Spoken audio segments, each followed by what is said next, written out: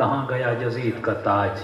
ارے قرآن قصوں کی کتاب نہیں، یہ قرآن بارہا فرعون کا ذکر کرتی ہے، یہ قرآن کبھی نمرود، کبھی قوم عاد، کبھی قوم سمود، تجھے بارہا بتاتی ہے کہاں گئی وہ ثقافتیں، کہاں گئیں وہ سویلائزیشنیں۔ جا اور ایجپٹ اور مصر کو، اہرام مصر کو دیکھ جس کو دنیا جہان دیکھنے جاتی ہے، کہاں گئے اس کے بنانے والے، کہاں گئے مصر پہ اترانے والے؟ ارے یہی تیرے پاکستان کی حکومت ہے، کہاں گیا ضیاء الحق؟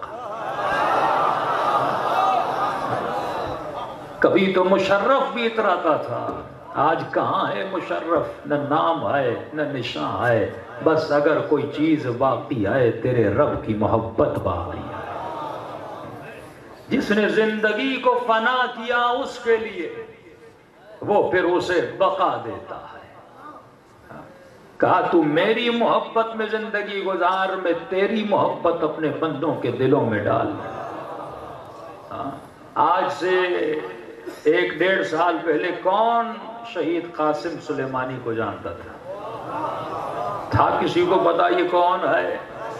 لیکن جیسے شہادت ملی، اٹلی سے، انگلینڈ سے، آسٹریلیا سے بندے فون کرنے لگے، مولانا ہم جانتے نہیں ہیں لیکن جب سے اس کی شہادت کا پیغام سنا ہے تو آنکھوں سے آنسو نہیں رکتے۔ جب کوئی بندہ اپنا کردار حسین جیسا بناتا ہے تو خدا اس کا غم بھی حسین کے غم جیسا بنا لیتا ہے۔ عجیب کردار، عجیب صفت شہید کی آپ نے دیکھا کہ جس نے پوری زندگی رب اور حسین کی محبت میں گزار دی، خدا بھی اس کی محبت جو اس کو جانتا بھی نہیں اس کے دل میں ڈال دی۔ اسی طرح حسین کی محبت دیکھیے، غم تو غم ہے، باپ بھی مر جاتا ہے بندہ روتا ہے، ماں بھی مرتی ہے بندہ روتا ہے، بھائی بھی مرتا ہے بندہ روتا ہے۔ 1 سال روئے گا، 2 سال روئے گا، 3 سال روئے گا، پھر یہی بیٹا 6-7 سال کے بعد ماں کی قبر پہ جاتا ہے، وہ رونا نہیں ہوتا جو پہلے دن تھا۔ لیکن غم حسین کا معجزہ دیکھا ہے کہ حسین کی مصیبت آج بھی ویسی ہی ہے جیسے پچھلے سال تھی۔ یعنی کئی لوگوں کو دیکھ رہا ہوں داڑیاں سفید ہو گئیں، حسین آج بھی وہی ہے جو بچپن میں تھا۔ داڑیاں بوڑھی ہو گئی، آپ دیکھ رہے ہیں کہ جیسا حسین بچپن میں تھا آج بھی حسین ویسا ہے۔ ایک ایرانی شاعر یہ شعر کرتے ہوئے رو پڑا، بہت بڑا وہاں کا نوح خان ہے، اور امام حسین کو کہتا ہے مولا جب میں خود کو آئینے میں دیکھتا ہوں تو دیکھتا ہوں کہ تیرا نوکر بوڑھا ہو گیا۔ مولا جب میں خود کو آئینے میں دیکھتا ہوں تو دیکھتا ہوں کہ تیرا نوکر تیرا ذکر کر کر کے بوڑھا ہو گیا، شکستہ ہو گیا، بال سفید ہو گئے، لیکن مولا آج تو وہی حسین ہے جو بچپنے میں تھا۔ حسین آج بھی نہیں بدلا، وہ ایسا ہی ہے جیسا بچپن میں تو نے سنا تھا۔ یہ کسی معجزے سے کم ہے کہ حسین کا ذکر نہ صرف شیعوں کو رلاتا ہے، بھائی ہندو بھی جب حسین کی مصیبت سنتا ہے تو رو پڑتا ہے۔ اس ذکر میں معجزہ ہے، خدا نے حسین کے نام میں رقت رکھی ہے، بندہ سنتا ہے تو ضبط میں نہیں آتا، رو پڑتا ہے۔ جاؤ 40 پہ اور جا کر دیکھو کتنی قومیں وہاں پر ہیں، ہر قوم کا بندہ پہنچتا ہے، کیونکہ حسین کے ذکر میں کشش ہے۔ جس نے اپنی زندگی کو بنا لا الہ الا اللہ کے لیے گزار دیا ہو تو خدا بھی اس کی محبت اپنے بندوں کے دلوں میں ڈال دیتا ہے۔ صلوات پڑھے محمد والے۔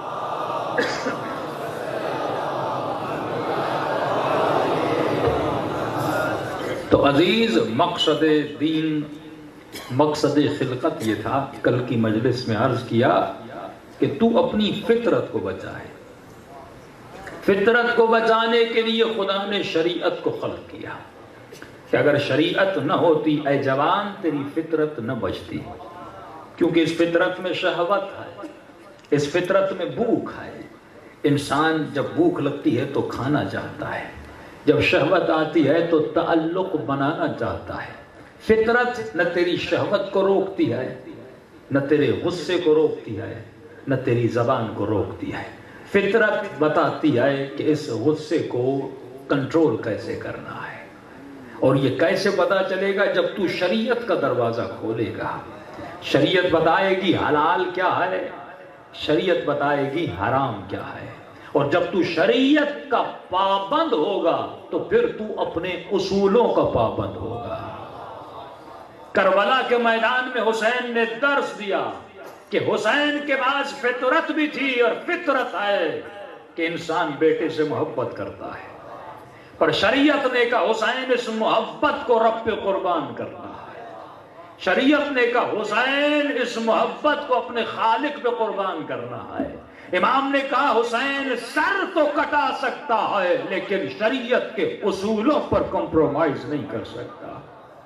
کہ میں نے مثالیں دی تھی نا آپ کو کہ مولا علی نے بھی جب ان کے پانی پر قبضہ کیا، لوگوں نے کہا علی معاویہ نے ہمارے پانی پر قبضہ کیا تھا، ابھی وہ پانی ہمارے قبضے میں آئے تو ہم اس کے لشکر کو پیاسا رکھیں گے، اس لشکر کو شکست دیں گے. لیکن امام نے فرمایا اگر میں بھی پانی بند کروں اور علی بھی اپنے اصول پر کمپرومائز کرے پھر علی میں اور معاویہ میں فرق کیا رہا؟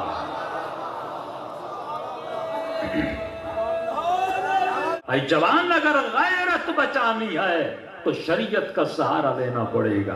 اگر تم نے شریعت کو چھوڑ دیا تمہارا حیا تباہ ہو جائے گا، تمہاری غیرت تباہ ہو جائے گی. اور یہ واقعہ بھی سنایا تھا کہ اہل بیت کا وطیر علی کی آنکھوں میں حیا ہے. زندگی میں علی نے کسی کو برہنہ نہیں دیکھا، ایک ننگا بدن نہیں دیکھا، کیونکہ شریعت اجازت نہیں دیتی انسان کسی کو برہنہ دیکھے.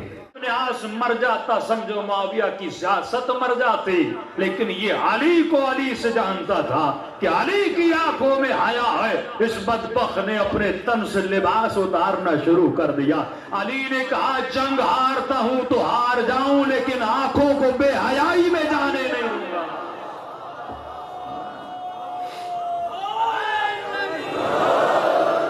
یہ تیرے مولا کے اصول ہیں. جس علی کا تو نام لیتا ہے یہ اس علی کے اصول ہیں.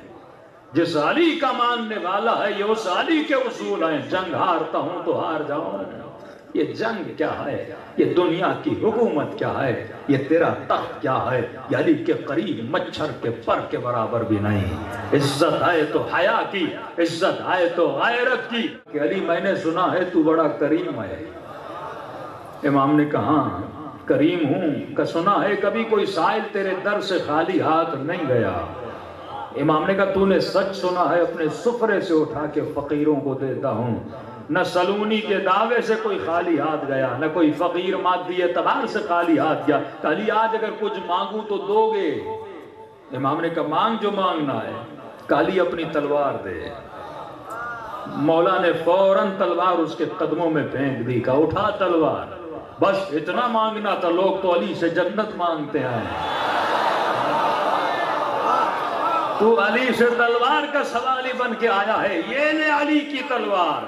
کہ جیسے تلوار قدموں میں آئی اس نے تلوار اٹھایا، غرور اور گھمنڈ میں آ گیا اور کہنے لگا علی اب مجھ سے تجھے کون بچائے گا؟ علی کی تلوار اٹھا کے علی کو ڈرا رہا تھا، علی کا اسلحہ اٹھا کے علی کو ڈرا رہا تھا. علی اب مجھ سے تمہیں کون بچائے گا؟ امام نے کہا یہی تو تیری غلط فہمی ہے. وہ اور ہیں جو تلواروں کے بھروسے پہ لڑتے ہیں. علی کبھی تلوار کے بھروسے پہ نہیں لڑتا، اپنے رب